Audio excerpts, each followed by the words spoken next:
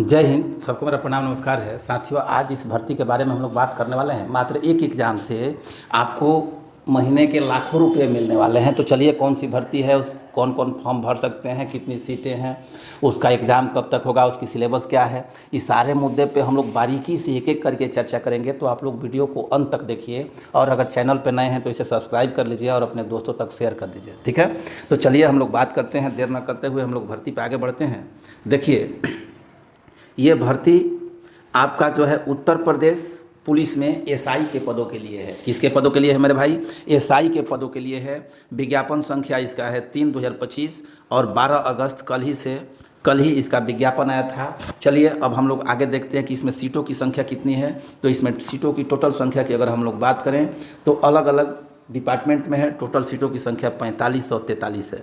4543, 4 5 4 3।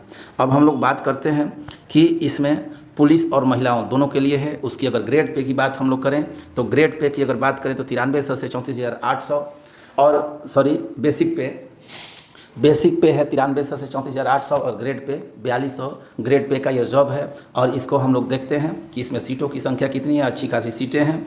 अच्छी खासी सीटों को हम लोग देख लेते हैं। देखिए, ये उप निरीक्षक पुरुष और महिला के लिए है 4242, जिसमें 1705 है जनरल के लिए, 422 है ईडब्ल्यूएस के लिए, ओबीसी के लिए 47, अनुसूचित जाति 890 और 82 जनजाति के लिए टोटल 4242।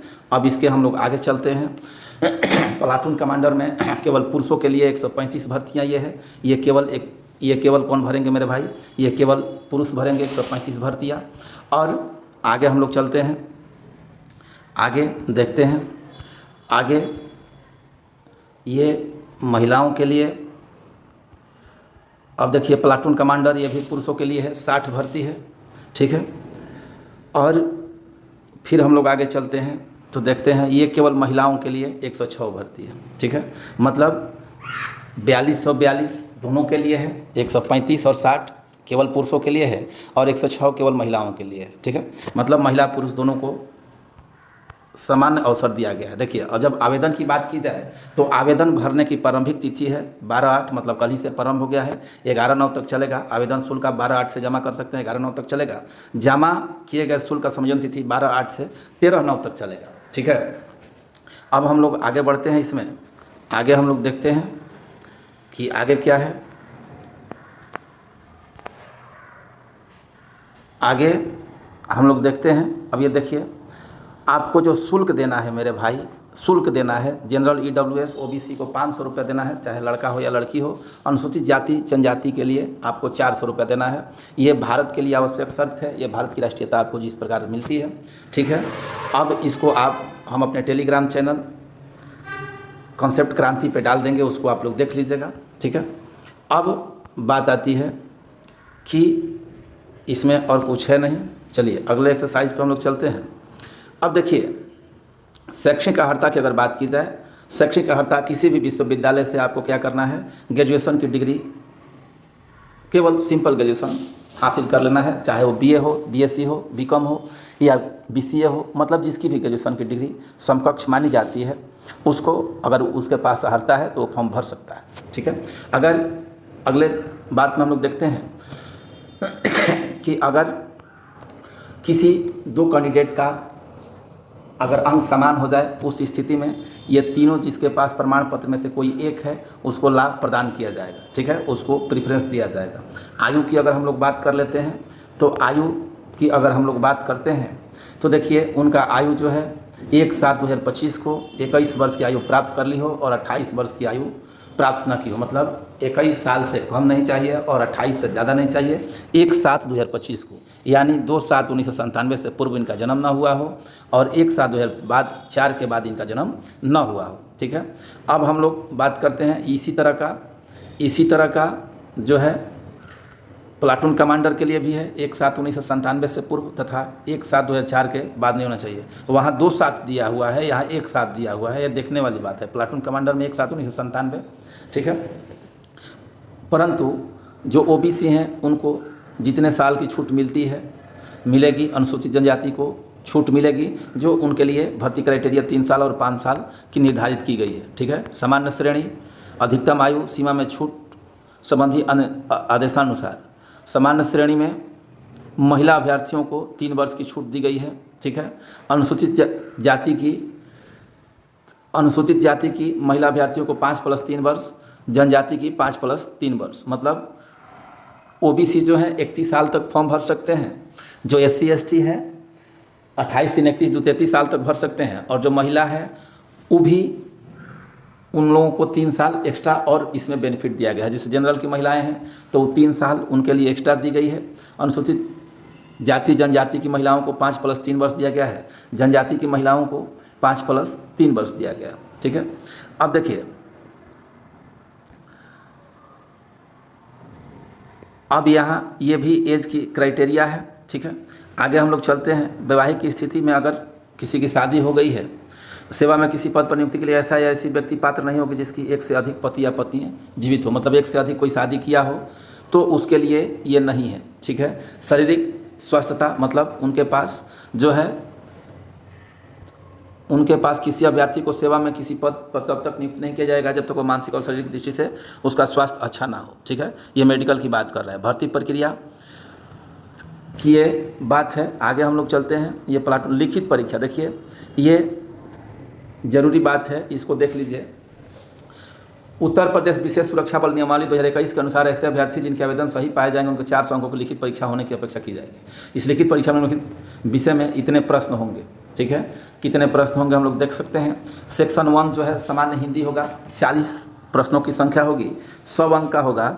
सेक्शन 2 में संविधान, सामान्य ज्ञान, मूल विधि अलग से यूपी में आता है, ठीक है, ये भी 40 होगा और 100 अंक का होगा। सेक्शन 3 में संख्यात्मक एवं मानसिक योग्यता, मतलब आपकी मैथ की बात की गई है, 40 होगा, और ये रीजनिंग की बात की गई है 40, मतलब टोटल प्रश्नों की संख्या 160 होगा, ठीक है। एगो क्वेश्चन 2.5 नंबर का होगा, मतलब टोटल 400 नंबर का होगा। आगे बात समझ में। अब हम लोग देखते हैं उत्तर प्रदेश उप निरीक्षक और निरीक्षक के नियमावली 2015 के तहत प्रादेशिक आर्म्ड कांस्टेबलरी अधीनस्थ सरकारी सेवा नियमावली 2015 का अधिनियम के उत्तर प्रदेश विशेष सुरक्षा बल नियमावली 2021 के अनुसार प्रधानों को लिखित परीक्षा के विशेष विषय में 35% अंक आपको अंक और कुल 50% अंक प्राप्त करने में विफल रहने वाले अभ्यर्थियों को भर्ती के लिए पात्र नहीं हो। मतलब एक सब्जेक्ट में आपको 35% अंक लाना है और टोटल अगर चारों सेक्शन मिला दे तो आपको 50% अंक लाना है। मतलब सामान्य दशा में सबका वेटेज आसान है। अभी नहीं कहिएगा कि मैथ रीडिंग हम बना लेंगे और उसमें फेल हो जाते हैं, तो ऐसा नहीं चलने वाला है। आ गई बात समझ में। अब हम लोग आगे चलते हैं। बोर्ड में लिखित परीक्षा एक ही दिन को एकल पाली में अथवा एक से अधिक पाली अथवा एक से अधिक दिनांकों में विभिन्न प्रश्न पत्र के साथ विभिन्न पालियों में कलम और कागज पर आधारित लिखित परीक्षा OMR प्रणाली के माध्यम से संचालित करेगा। मतलब ये आपका जो होगा ये ऑनलाइन एग्ज़ाम नहीं होगा, ये ऑफलाइन एग्ज़ाम होगा, ये इन्होंने क्लियर कर दिया, ठीक है। ये एग्ज़ाम ऑफलाइन होगा, ठीक है। आगे हम लोग चलते हैं। लिखित परीक्षा में टोटल आपको जो टाइम मिलेगा 2 घंटे का मिलने वाला है मेरे भाई। 160 कुल प्रश्नों की संख्या होगी और 400 नंबर का होगा। इन्होंने आप लोगों ने इनको देख लिया है। अब देखिए OMR उत्तर पत्रक की 3 प्रतियाँ होगी, जिनमें से मूल प्रति स्कैनिंग के लिए प्रयुक्त होगी। मूल प्रति स्कैनिंग और एक अभ्यर्थी को दिया जाएगा और एक अपने साथ लेके बोर्ड रख लेगा, ठीक है, आगे भविष्य में उसका अवलोकन करने के लिए, ठीक है। और इसकी सारी सूचना आपके ऑफिशियल वेबसाइट पे जारी की जाएगी। प्रश्न पत्र में समान हिंदी विषय को छोड़कर अन्य विषय में, मतलब दोनों मीडियम में होगा, इंग्लिश और हिंदी, ठीक है। अभिलेखों की समीक्षा में शारीरिक और मानक परीक्षा उसके बाद होगा, ठीक है। अब आगे हम लोग चलते हैं। शारीरिक मानक परीक्षण का प्रवेश पत्र यथासंभव जो यूपी पुलिस का वेबसाइट है वहाँ प्रस्तुत किया जाएगा, ठीक है। आगे हम लोग चलते हैं। इसके बाद शारीरिक मानक में क्या क्या होगा भाई, देखिए शारीरिक मानक में जो सामान्य श्रेणी पिछड़े वर्ग के पुरुष अभ्यर्थी हैं उनका हाइट 168 होना चाहिए। अनुसूचित जनजाति, केवल अनुसूचित जनजाति के लिए छूट है, उनका हाइट 160 होगा, ठीक है। और ये जो चेस्ट वाला सिस्टम है इसको हम लोग देख लेते हैं। न्यूनतम 79 और फैलाने के बाद 84, ठीक है। अनुसूचित जनजातियों के लिए अभ्यर्थियों के लिए 2 सेंटीमीटर की छूट दी गई है, ठीक है। न्यूनतम 5 सेंटीमीटर आपको फुलाना है, ये अनिवार्य। आ गई बात समझ में। आगे हम लोग चलते हैं। महिला अभ्यर्थियों की ऊंचाई देख लेते हैं मेरे भाई। महिला अभ्यर्थियों की ऊंचाई की अगर हम लोग बात करें तो सामान्य की जो बात है 152 होनी चाहिए। सामान्य की जो बात है 152। अनुसूचित जनजाति की महिला 147, मतलब ओबीसी सामान्य और अनुसूचित जाति की महिलाओं के लिए 152 और जनजाति के लिए 147 सेंटीमीटर होनी चाहिए, ठीक है। और महिला अभ्यर्थियों का चेस्ट नहीं नापा जाता है, उन लोगों का जो है न्यूनतम वेट जो है 40 किलोग्राम होनी चाहिए, ठीक है। अब यहाँ ये दिया है कि इसको भी वेबसाइट पे प्रदर्शित किया जाएगा, ठीक है। अब देखिए यहाँ आ गई कि यहाँ के उपरांत अगर मेजरमेंट में आप बढ़िया कर जाते हैं तो आपको 4.8 किलोमीटर दौड़ना है 28 मिनट में, और महिला के लिए 2.4 दौड़ना है 16 मिनट में, ठीक है। अगर ये नहीं करते हैं तो आप बाहर कर दिए जाएंगे। आगे हम लोग चलते हैं। शारीरिक दक्षता परीक्षण की विस्तृत प्रक्रिया बोर्ड द्वारा अवधारित की जाएगी, इसमें कुछ है नहीं, मुख्य बातें हम लोग देखते हैं, ठीक है। आगे हम लोग देखते हैं, यदि 2 या 2 से अधिक अभ्यर्थियों के अंक समान हो तो ऐसी अभ्यर्थियों को वरीयता प्रदान की जाएगी। जो अधिमानी अर्हता ऊपर हम लोग देख लिए हैं, ठीक है। आगे हम लोग देखते हैं, ये देखिए ये लंबवत आरक्षण है महिलाओं का। चलिए इसमें कुछ नहीं है, आर्थिक रूप से कमज़ोर, इसमें आपकी काम की चीज़ें नहीं हैं। जो काम की चीज़ें हैं उसको हम लोग देखेंगे, ठीक है। स्वतंत्रता सेनानी भूतपूर्व जिसके पास होगा, इसका एक शॉर्ट वीडियो हम आपको बनाने का प्रयास करेंगे। इसको अपने टेलीग्राम चैनल कॉन्सेप्ट क्रांति पे डाल देंगे, आप लोग देख लीजिएगा, ठीक है। अब इसमें कुछ है नहीं, ऑनलाइन आप लोग देख लिए कि 12 तारीख से आपका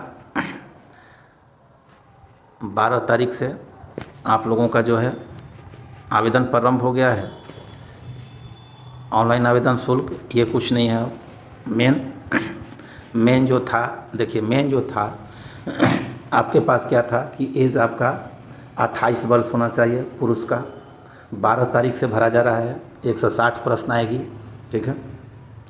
और 40-40 हर सेक्शन का होगा, 35% अंक लाना अनिवार्य है हर सेक्शन में। ओवरऑल